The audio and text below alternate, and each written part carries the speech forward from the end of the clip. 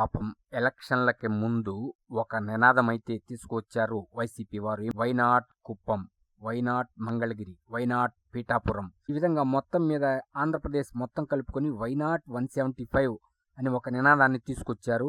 అలాగే వైనాట్ 175 అనుకుంటూ కాలం గడిపేశారు. ఎలక్షన్లు రిజల్ట్ వచ్చినాయి. 164 సీట్లు కూటమికి, టీడీపీ, జనసేన, బీజేపీ కూటమికి కట్టబెట్టారు ప్రజలు. ఇక వైసీపీకి వచ్చేటప్పటికి 2019లో 151 వచ్చినాయి. దాంట్లోంచి 5 పక్కకి తీసి 11 సీట్లు ఇచ్చారు. వైనాట్ కుప్పం అన్నారు. కుప్పంలో పరిస్థితి ఏమిటి అంటే ఉన్న కార్పొరేటర్లు మొత్తం వెళ్లి టీడీపీలో జాయిన్ అయిపోయారు. ఈ దెబ్బతో ఒక్కసారి కుప్పం మొత్తం వైసీపీ ఖాళీ కాబోతుంది. ఇప్పటికే వార్తలు చూస్తూ ఉన్నాము.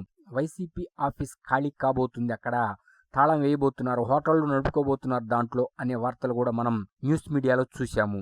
వార్తాపత్రికల్లో అవే కథనాలు వస్తున్నాయి, వెబ్ మీడియాలో కూడా వస్తున్నాయి. ఈ విధంగా ఇన్ని చూసుకుంటే మనం వైనాట్ కుప్పం అనేది రివర్స్ అయిపోయి వైనాట్ వైసీపీ ఖాళీ అనేది అక్కడ కనపడుతూ ఉంది. అంటే ఒక్క కుప్పమే కాదు, ఇక ప్రతి చోట వైసీపీ ఖాళీ కాబోతున్నది అన్నది అర్థమవుతుంది. ప్రస్తుతం ఇంత భారీ మెజార్టీతో గెలిచిన కూటమి పెంచిన పెన్షన్లు ఇచ్చేస్తూ ఉన్నారు. 2 నెలలు కూడా ఇచ్చేశారు.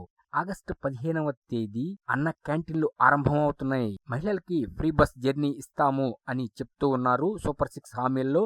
దానిలో భాగంగా ఆగస్టు 15 నుంచి మహిళలకి ఫ్రీ బస్ జర్నీ ఆరంభం కాబోతుంది. వారు ఇచ్చిన ప్రతి హామీని నెరవేరుస్తూ దూసుకుపోతున్న కూటమిని కన్నెత్తి చూడాలన్న వైసీపీ వాళ్ళకి వణుకు వస్తుందని ఇప్పుడు ప్రజలందరూ అభిప్రాయపడుతూ ఉన్నారు.